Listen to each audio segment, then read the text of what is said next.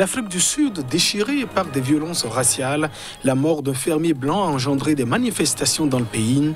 Le président Cyril Ramaphosa a réagi pour calmer la situation.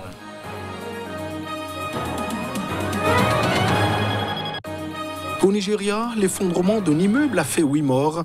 L'accident s'est produit à Lagos, la grande métropole. Des accidents récurrents ces dernières années.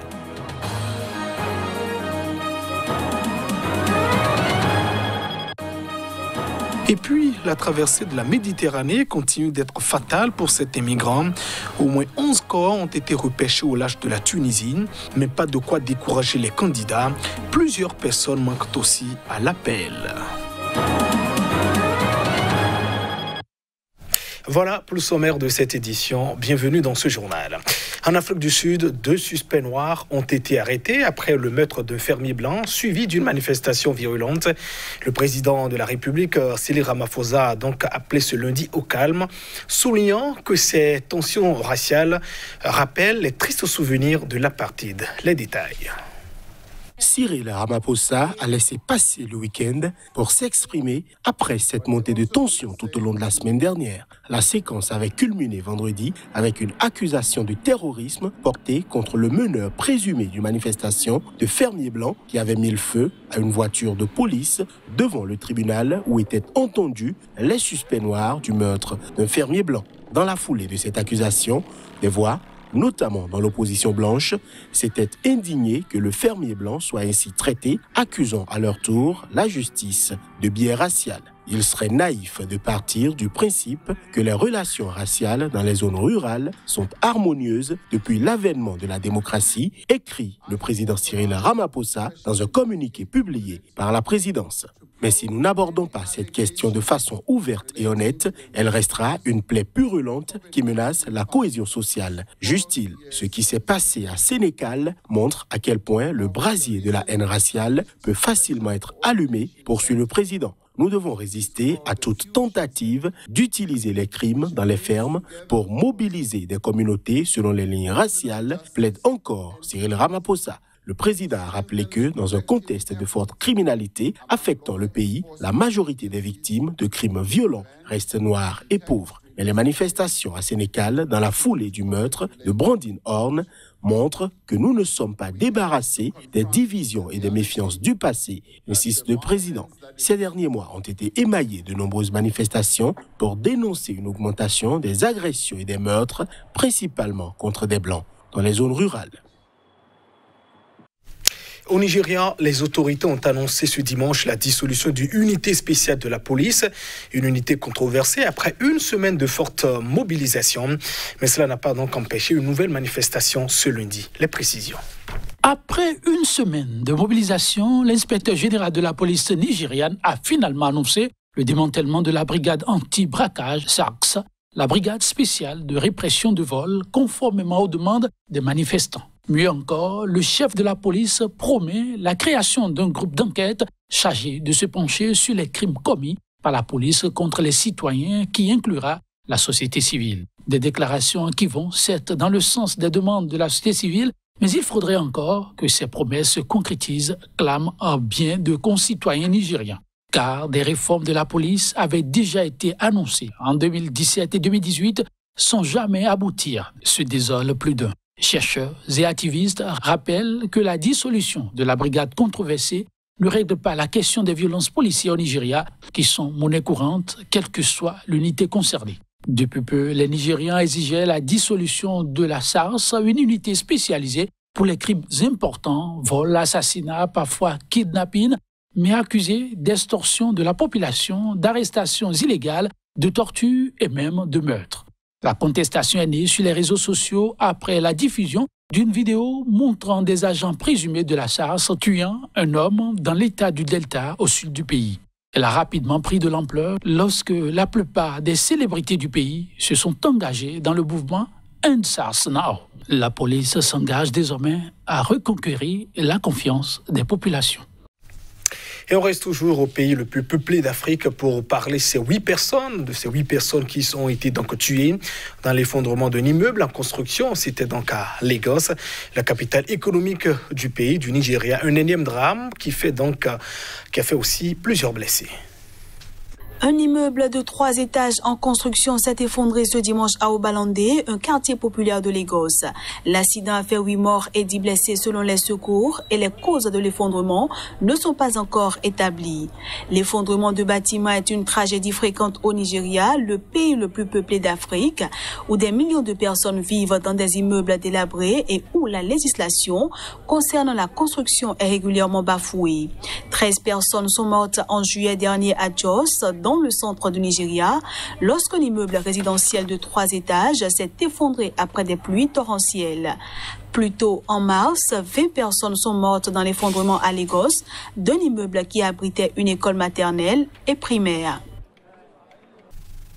En Guinée, le président Alpha Condé, candidat à sa propre réélection, a entamé une tournée surprise à l'intérieur du pays, ce tandis que le cortège du chef de file de l'opposition, son challenger, Cellou Dalein Diallo, qui devrait donc tenir un meeting à Kankan, a été bloqué sur fond de violence. Les détails. Alors que la campagne électorale s'accélère en Guinée, à une semaine de la présidentielle du 18 octobre prochain, le cortège du principal opposant Cellou Dalein Diallo a été empêché ce dimanche d'atteindre Kankan, bastion électoral du président sortant Alpha Condé dans l'est du pays. Le dit cortège a été bloqué sur la route par des jeunes partisans du chef de l'État à environ 70 km au sud-ouest de Kankan. Selon Alpha Boubacar Diallo, un membre de la cellule de communication de l'opposant, c'est le ministre de l'administration du territoire, Boureima Condé, qui a pris des dispositions pour les empêcher d'aller à Kankan, où leur candidat devrait animer un meeting. Le pouvoir a instrumentalisé des jeunes dans des minibus pour nous barrer la route à l'aide de ces véhicules, des troncs d'arbres et d'autres gros cailloux au nez et à la barbe des forces de l'ordre qui n'ont rien pu faire pour qu'on puisse continuer notre chemin, a-t-il dit. Mais le ministre de la Sécurité, Albert Damatang Camara, a refuté les allégations incriminant les forces de l'ordre, notamment la police. Nous avons préféré faire demi-tour pour éviter un bain de sang et pour la paix sociale dans ce pays, mais cela ne saurait être le cas à tout moment, a déclaré pour sa part Cellou Dalein Diallo. Le directoire national de campagne du parti au pouvoir a déploré dans un communiqué cet incident malheureux. Il appelle les candidats à éviter tout propos et tout acte susceptible d'entraîner des réactions regrettables sous forme de représailles et de règlements de comptes aveugles. Au Mali, les membres de la délégation de la CEDEAO conduite en personne par le président en exercice de l'institution ouest-africaine étaient plus que soulagés des progrès notés sur le terrain. Plus de précisions avec le président de la commission de la CEDEAO, Jean-Claude Cassibrou. Le président de la conférence de la CEDEAO a pris note des progrès réalisés dans la mise en œuvre des décisions de la conférence des chefs d'État et de gouvernement depuis le 18 août 2020, notamment la libération des personnalités civiles et militaires qui étaient en détention, la mise en place des nouvelles autorités de la transition et l'adoption de la charte de la transition. Le président de la conférence a pris acte des informations sur la mise en place prochaine du Conseil national de transition dans un processus inclusif. Il a exhorté les autorités de la transition à finaliser le calendrier du processus électoral devant conduire aux élections présidentielles et parlementaires dans le délai indiqué de 18. En République démocratique du Congo, apprenants et enseignants ont repris le chemin de l'école. Les établissements scolaires ont rouvert leurs portes ce lundi après 6 mois de fermeture de classe due à la pandémie de coronavirus. Des millions d'enfants doivent reprendre le chemin des classes qui avait été fermé fin mars sur décision du président Tshisekedi à l'apparition des premiers cas de coronavirus dans le pays. Cette rentrée marque la 2e année de la gratuité de l'enseignement décrétée par le président Tshisekedi lors de la rentrée de septembre 2019. Une gratuité évaluée à quelques 2,64 milliards de dollars par an par des experts du gouvernement, ce qui est immense pour le budget de la RDC.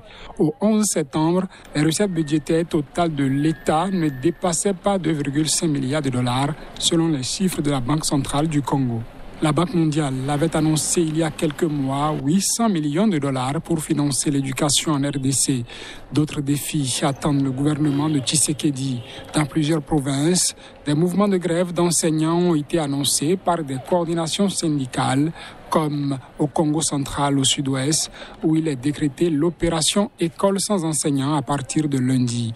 La directrice générale de l'UNESCO, Audrey Azoulay, doit se rendre cette semaine à Brazzaville et Kinshasa, une visite axée sur des questions d'éducation, des filles surtout, dans les deux pays. La périlleuse traversée de la Méditerranée n'est pas de nature à décourager certains migrants. 9 corps ont été repêchés après le naufrage d'une embarcation au large de la Tunisie. Le bilan établi pour l'heure fait état de 11 morts. Plusieurs personnes manquent encore à l'appel. Les corps d'une femme et d'un bébé avaient été retrouvés dès ce dimanche au large de la Tunisie, tandis que 7 personnes, 5 hommes et 2 femmes avaient été secourus. Selon les témoignages des survivants rapportés par les autorités, environ 25 migrants originaires d'Afrique subsaharienne, dont des femmes et un bébé, se trouvaient à bord de cette embarcation à destination de l'Italie. 9 autres corps ont été retrouvés ce dimanche soir, a indiqué le porte-parole de la garde nationale, sans pouvoir préciser leur identité ni le lieu de départ de l'embarcation. Des unités de la garde maritime poursuivent leurs recherches au large du pays pour retrouver d'autres migrants morts ou vivants, a-t-il ajouté. Après un pic des départs de Tunisie en 2011, suivi d'une forte chute, les tentatives d'émigration illégale augmentent à nouveau depuis 2017, le pays étant secoué par l'instabilité politique et durement frappé par la pandémie de nouveau coronavirus qui a entraîné une flambée du chômage. Le ministère de l'Intérieur a annoncé ce dimanche avoir empêché dans la nuit de samedi à dimanche 32 traversées clandestines et arrêté 262 personnes âgées de 15 à 44 ans, dont 2 ressortissants de pays d'Afrique subsaharienne. Au péril de leur vie, des milliers de migrants, notamment des Maghrébins et des subsahariens, tentent régulièrement la traversée de la Méditerranée sur des embarcations clandestines, essayant de rejoindre l'Europe où ils espèrent trouver du travail et des perspectives. Mesdames, Messieurs, ainsi se referme cette édition. Merci de votre attention. Au revoir.